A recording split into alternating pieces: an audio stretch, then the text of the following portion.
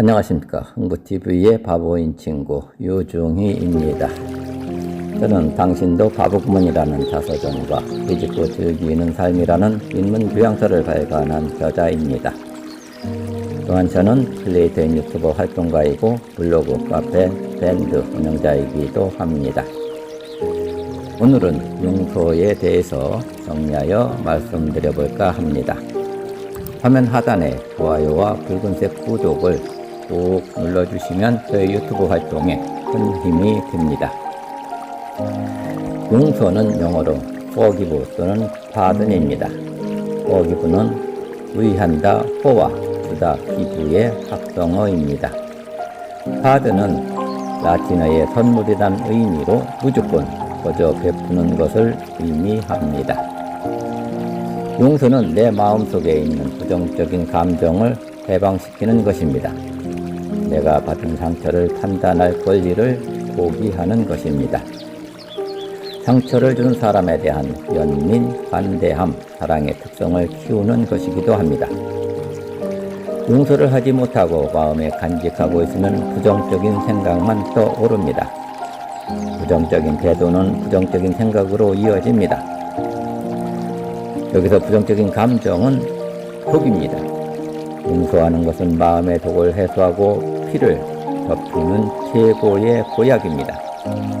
용서는 마음의 짐에서 나를 해방시키는 것입니다.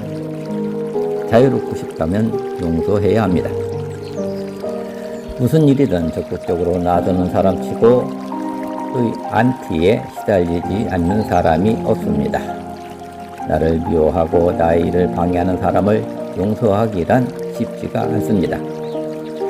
자신과 크게 상관이 없는 일에 대해서는 용서가 어렵지 않지만 자신과 관계된 일에서는 하찮은 것도 용서가 되지 않습니다. 용서만이 복수의 사슬을 끊고 모두가 함께 살 수 있게 해줍니다. 용서하기 전에는 두 개의 무거운 짐이 존재합니다. 즉, 한 사람은 죄의 무거운 짐을 지고 있고 다른 한 사람은 원망의 무거운 짐을 집니다. 용서는 두 사람을 모두 자유롭게 해줍니다. 용서를 하고 나면 자기가 풀어준 포로가 바로 자신이었음을 알게 됩니다. 그래서 용서는 상대편을 위해서라기보다 자신을 위해 더욱 필요합니다. 내가 살기 위해 용서를 하는 것입니다.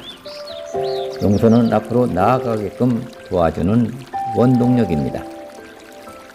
용서해야 하는 이유로는 우선 부정적 영향을 긍정적 영향으로 바꾸어 줍니다. 삶의 질이 높아지고 건강해집니다.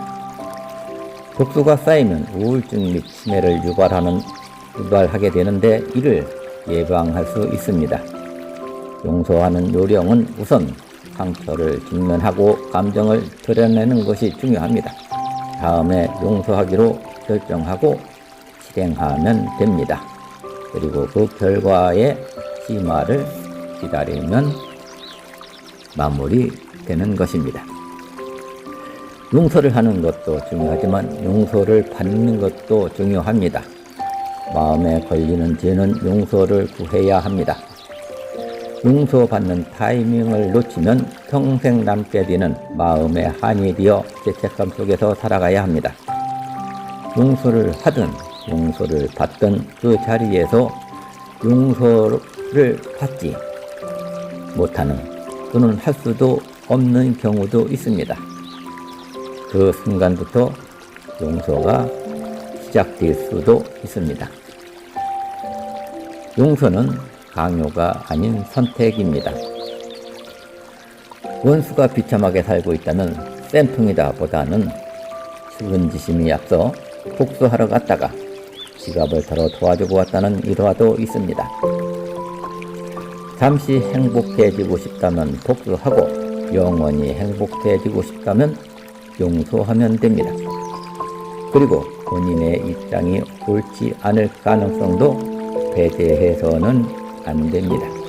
오해로 인한 용서를 못하는 경우가 발생돼서는 안 되겠습니다. 용서는 어느 때고 필요한 것이지만 용서의 마지막 기회는 마음 관리가 중요한 시니어 시대로서 죽음 전입니다. 특히 황혼기에 접어든 사람이 죽음을 준비하는 과정에서 꼭 들어가는 항목에 용서라는 부분이 있습니다. 불가분하게 달고 가는 것이 좋습니다. 용서와 화해는 별개의 문제입니다. 내 마음과 의지에 달려있지 않는 화해도 있습니다. 화해에 대한 부담을 가질 필요는 없습니다. 화해까지 이어지면 더욱 좋겠지만 용서를 실행하는 것이 우선이고 우선 그것으로서 일단락됩니다. 용서를 한 배부로는 만델라와 김대중을 들 수 있습니다. 만델라는 28년간 억울하게 옥살이를 했습니다. 교도소는 저주의 장소가 아니라 성장을 위한 소중한 장소로 여겼다고 합니다. 김대중이 박식했던 것은 교도소에서 많은 시간을 독서로 보냈기 때문이라는 말도 있습니다. 김대중이 겪은 고초도 옥살이와 죽음의 문턱에도 여러 번 경험했지만 만델라와 김대중은 대통령이 되어 막강한 권력이 손에 들어왔음에도 보복하지 않고 용서를 했습니다. 대인관계에 있어서 용서받을 수 없는 유일한 기는 상대방의 자존심을 짓밟는 것입니다. 인간은 용서할 수는 있어도 이길 수는 없는 정서적 존재입니다.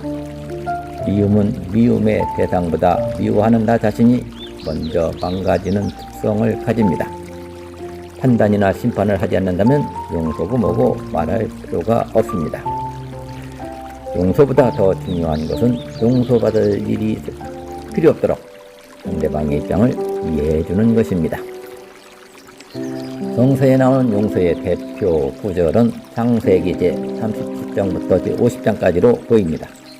주변 사람들에게도 읽어볼 것을 추천해 보고 싶습니다. 야곱의 아들 요셉이 본인을 죽이려고 하다가 노예로 팔아넘긴 형을 용서하고 오히려 도와주는 이야기가 소개됩니다. 저는 누군가가 미워지고 증오감이 불타오르려고 하면 이 구절을 다시 펼쳐들고 다시 읽어보면서 분노와 노여움을 달랜답니다. 다음은 용서에 대해서 유명인사 또는 성인들이 한 명언 또는 문구를 소개해 보겠습니다.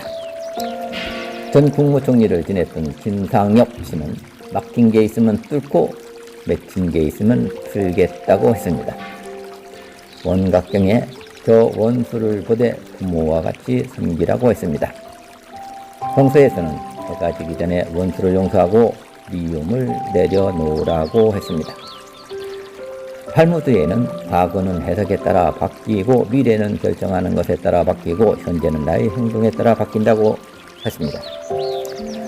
얽힌 매듭을 풀 때 사과는 가해자가 하는 것만이 아니다.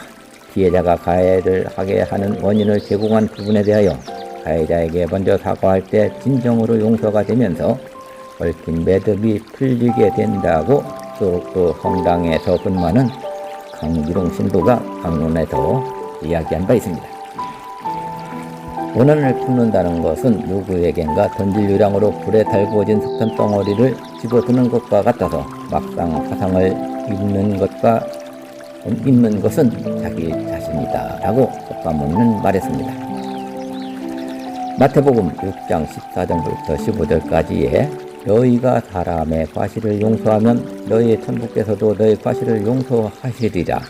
너희가 각각 중심으로 형제를 용서하지 아니하면 내 천부께서도 너희에게 이와 같이 하시리라 라고 적혀 있습니다.